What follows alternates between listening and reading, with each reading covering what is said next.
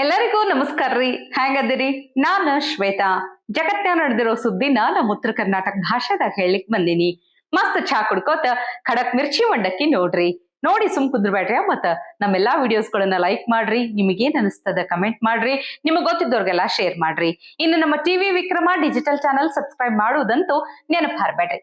ಸದ್ಯಕ್ಕ ಈ ಕಾಂಗ್ರೆಸ್ನವರು ಸಿಟ್ಟಿಗೆ ಬರುದು, ವಿರೋಧ ಮಾಡುದಂದ್ರೆ ಇವಿಎಂ ಮ್ಯಾಲ್ ನೋಡ್ರಿ. ಅಂದ್ರ ಅದೆಲ್ಲಾನು ಮೋದಿ ಹ್ಯಾಕ್ ಮಾಡ್ತಾರ. ಎಲ್ಲಿ ಗೊತ್ತಿದ್ರು ಬಿಜೆಪಿಗೆ ಓಟ್ ಹೋಗ್ಬಿಡ್ತದ. ಹೆಂಗಂತೀರಿ ನೀವು? ಹೋಗ್ಲಿ ಬಿಡ್ರಿ. ಇಂಥವೇ ಸುಡ್ಗಾಡ್ ಸುಂಟಿ ಬೇರೆ ಏನೇನೋ ಕಾಂಗ್ರೆಸ್ನವ್ರು ಮಾತಾಡ್ಲಿಕ್ಕತ್ತಾರ. ಆದ್ರೆ ಕಾಮಿಡಿ ಕೇಳ್ರಿ, ಇವತ್ತು ಅದೇ ಇವಿಎಂ ಮಷಿನ್ ಮೂಲಕ ಗೆದ್ದು ಬಂದಂತಹ ಪ್ರಿಯಾಂಕಾ ವಾದ್ರಾ, ಅದೇ ಸೋನಿಯಾ ಗಾಂಧಿ ಮಗಳು, ಲೋಕಸಭೆದಾಗ ಪ್ರಮಾಣ ವಚನ ತಗೊಂಡ್ರು.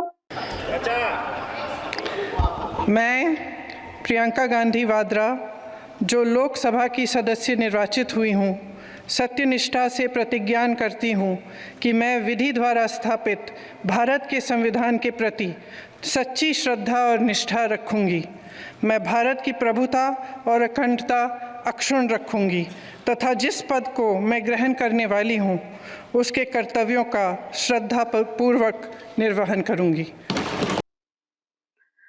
ಅಲ್ರಿ, ಇವಿಎಂ ಸರಿ ಇರ್ಲಿಲ್ಲ ಅನ್ನೋದೇ ಖರೆ ಆಗಿತ್ತಂದ್ರ ರಾಹುಲ್ ಗಾಂಧಿ ಸಿಸ್ಟರ್ ವೈನಾಡು ಅನ್ನೋ ಸಾಬರ್ ನಾಡ್ನ್ಯಾಗ 6 ಲಕ್ಷ ಅಂತರದಿಂದ ಗೆದ್ದು ಬರ್ತಿದ್ರ ಯಾಕ ಮೋದಿ ಅಲ್ಲಿ ಹ್ಯಾಕ್ ಮಾಡ್ಲಿಲ್ಲೇನು? ಕೋರ್ಟ್ ಕಾಂಗ್ರೆಸ್ ಪಕ್ಷಕ್ಕೆ ನಾಯಿಗೆ ಉಗ್ದಂಗ ಉಗ್ದು ಬಿಟ್ಟದ. ಸೋತಾಗಷ್ಟೇ ಇವಿಎಂ ಅಂತೀರಿ, ಗೆದ್ದಾಗ ಬಾಯಾಗೇನ ಅವಲಕ್ಕಿ ಇಟ್ಕೊಂಡಿರ್ತೀನಿ ಅಂತ ಕೇಳೈತಿ. ಇದನ್ನೇ ನೋಡ್ರಿ ಕಾಂಗ್ರೆಸ್ಸಿನ ನೌಟಕ್ಕಿ ಅಂತ ಅನ್ನೋದು. ಇನ್ನೊಂದು ಕಾಮಿಡಿ ಕೇಳ್ರಿ, ಪ್ರಿಯಾಂಕಾ ವಾದ್ರಾ ಸಂವಿಧಾನದ ಪುಸ್ತಕನ ಹಿಡ್ಕೊಂಡು ಪ್ರಮಾಣ ವಚನ ತಗೊಂಡ್ರಲ್ಲೇನ, ನೋಡಿದ್ರಿಲ್ಲ? ಅದೇ ರೀ, ನಾಗ್ಪುರದಾಗ ರಾಹುಲ್ ಗಾಂಧಿ ಎಲ್ಲಾರಿಗೂ ಇದೊಂದು ಸಂವಿಧಾನದ ಪುಸ್ತಕನ ಕೈಯಾಗ ಹಿಡ್ಕೊಂಡು ಓಡಾಡಿದ್ಯೇನು, ಕೊಟ್ಟಿದ್ಯೇನು ನೆನಪೈತಿಲ್ ನಿಮಗ? ಆ ಪುಸ್ತಕದಾಗ ಏನಂದ್ರೆ ಏನೂ ಇರ್ಲಿಲ್ಲ, ಬರೀ ಖಾಲಿ ಹಾಳಿಗಳಿದ್ವು.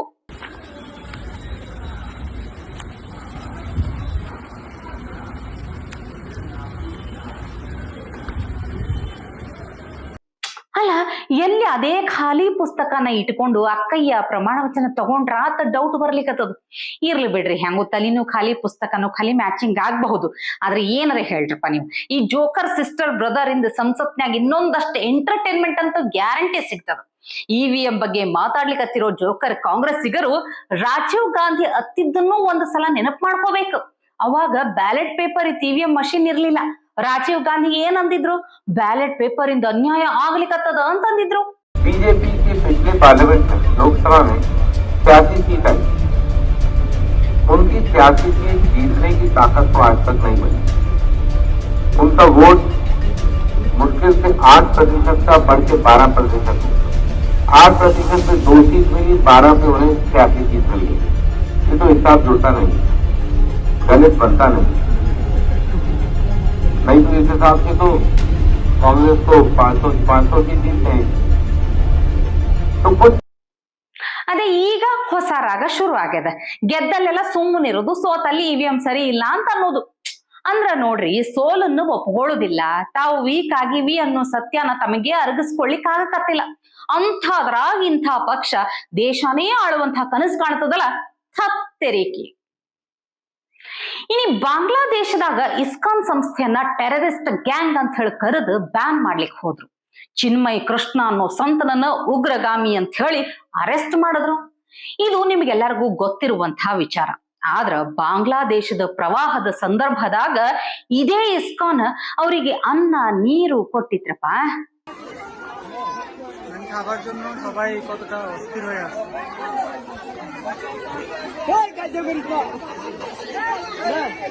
ফ্যানটা উড়ে তো উড়ে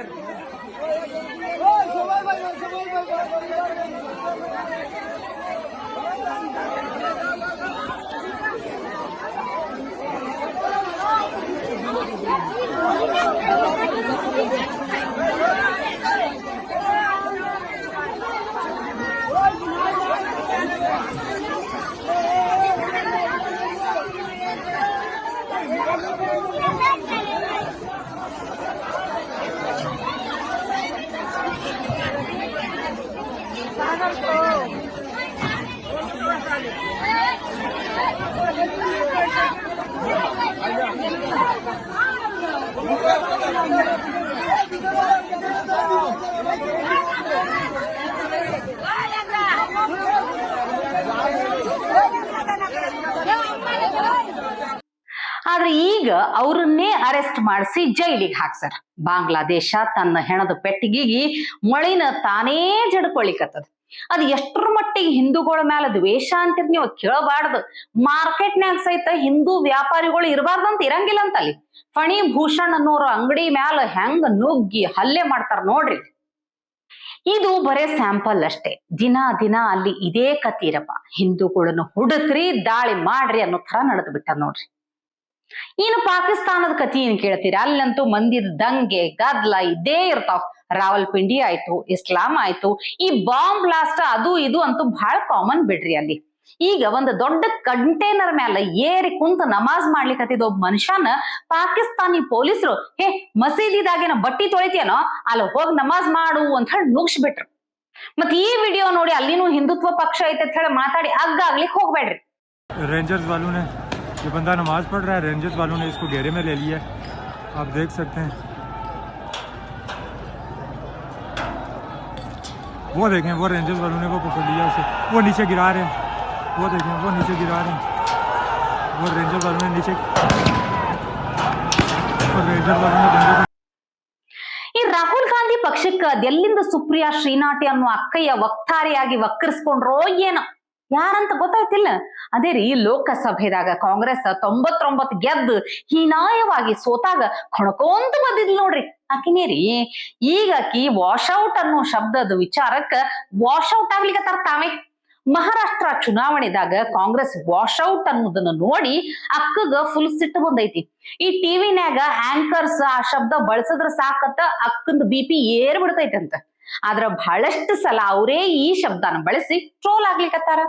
ये जो एक बड़ा शब्द है ना, ये वॉश आउट, ये मीडिया का बड़ा चर्चित, उनका बड़ा, आप लोगों का बड़ा ये प्रिय शब्द है, आपको बहुत अच्छा लगता है ये शब्द, और आपसे ज्यादा आपके जो कमांडो वॉरियर एंकर स्टूडियो में बैठते हैं उनका तो बहुत ही उम्दा प्रिय है, रोज ऊपर लिख के आता है wash out wash out. We at TT now believe this has been a winter washout. Do you agree? Which we are calling the winter washout. I'm Supriya Srinath. Sambit Patra, who would you blame for this winter washout, son? A winter washout is what we are calling it. Was it worth it? Who is to be blamed? Parliament session is a washout, complete washout. It's winter washout. We've got अरे साला इतना अलगे fraud चल रहा है. ಬಿಡ್ರಪ್ಪ, ಏನ್ ಹೊಸದಲ್ಲ. ಕಾಂಗ್ರೆಸ್ ಅನ್ನೋದೇ jokers party ಇದ್ದಂಗ ಈಕಿ ಒಬ್ಬಾಕೇನು ವಜ್ಜೆ ಆಗ್ತಾಳೇನ್ರಿ? ರಾಹುಲ್ ಗಾಂಧಿ ಎಲ್ಲ ನೋಡ್ಕೋತಾರ ಬಿಡ್ರಿ, ಅವ್ರ ಚಿಂತೆ ನಮ್ಗ್ಯಾಕ. ಇನ್ನು ಉತ್ತರ ಪ್ರದೇಶದ ಸಂಭಾಲ್ನಾಗ ನಡೆದಂತಹ ಹಿಂಸಾಚಾರಕ್ಕ ಹೊಸ ರೂಪ ಕೊಡ್ಲಿಕ್ಕ ಯೋಗಿ ಆದಿತ್ಯನಾಥ್ ಮುಂದಾಗ್ಯಾರ. 2750 ಗಲಭೆಕೋರರ ಲಿಸ್ಟ್ ರೆಡಿ ಆಗೈತಿ.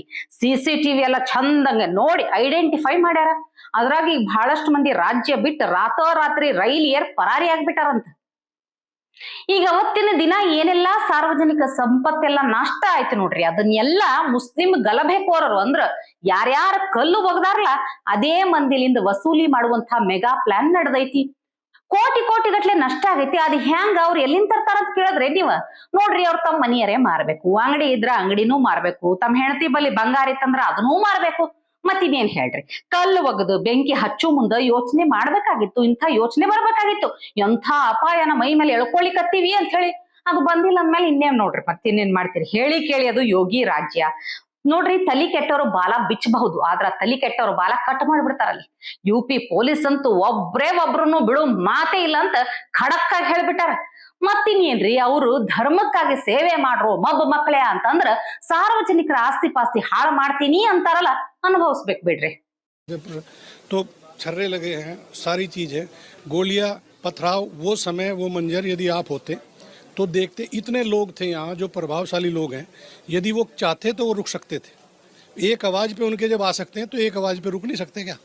तो उन्होंने नहीं चाहा रोकना, तो वो 4 घंटे नहीं, 1 घंटा नहीं, कई घंटे तक ये चीज़ चली.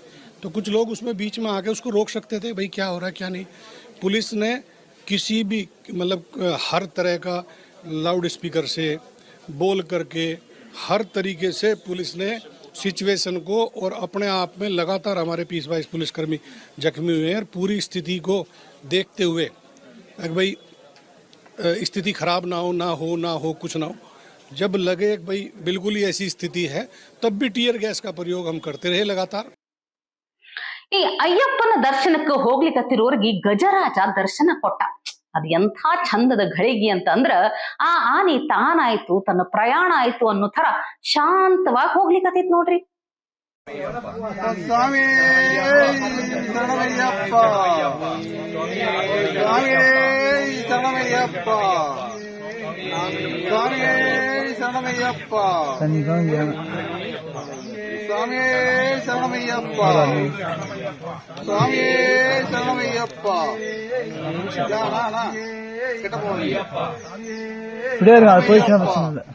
ಕಾಡನ್ಯಾಗ ಮಂದಿ ನೋಡಿ ರಾಂಗ್ ಆಗ್ಲಿಲ್ಲ, ದಾಳಿನೂ ಮಾಡ್ಲಿಲ್ಲ. ಬಹುಶಃ ಅದಕ್ಕೆ ರೂಢಿ ಬಿದ್ದಿರ್ಬೇಕು. ಎಲ್ಲಿ ಅಂದ್ರಲ್ಲಿ ಮಂದಿ ಬರ್ತಿರ್ತಾರ, ಜನಸಂಖ್ಯೆ ಜಾಸ್ತಿ ಅದ, ಎಲ್ಲಾ ಕಡೆ ಇರ್ತಾರ ಬಿಡು ಅಂತ ತಾನು ಪಾಡಿತ್ತ ಆನಿ ಶಾಂತವಾಗಿ ಹೋಗ್ಲಿಕ್ಕತ್ತಿತ್ ನೋಡ್ರಿ. ಇವತ್ತಿಗೆ ಸುದ್ದಿ ಸಾಕಲ್ಲ, ನಾಳೆ ಇಂಥವೇ ಮತ್ತೊಂದಷ್ಟು ಸುದ್ದಿ ತರ್ತೀನಿ. ಚಹಾ ಇಟ್ಕೊಂಡು ಮಿರ್ಚಿ ಮಂಡಕ್ಕಿ ನೋಡ್ಲಿಕ್ಕೆ ಕಾಯ್ಕೊಂಡಿರ್ರಿ. ಟಿವಿ ವಿಕ್ರಮ, ದೇಶ ನಿಮ್ಮ ಕೈಯಲ್ಲಿ. ಈ ಕಾರ್ಯಕ್ರಮ ನಿಮಗೆ ಇಷ್ಟ ಆಗಿದ್ದಲ್ಲಿ ಲೈಕ್, ಶೇರ್ ಹಾಗೂ ಕಮೆಂಟ್ ಮಾಡಿ. ಟಿವಿ ವಿಕ್ರಮದ ಕಾರ್ಯಕ್ರಮಗಳನ್ನು ನಿರಂತರವಾಗಿ ವೀಕ್ಷಿಸಲು ಸಬ್ಸ್ಕ್ರೈಬ್ ಮಾಡಿ, ಬೆಲ್ ಐಕನ್ ಒತ್ತಿ.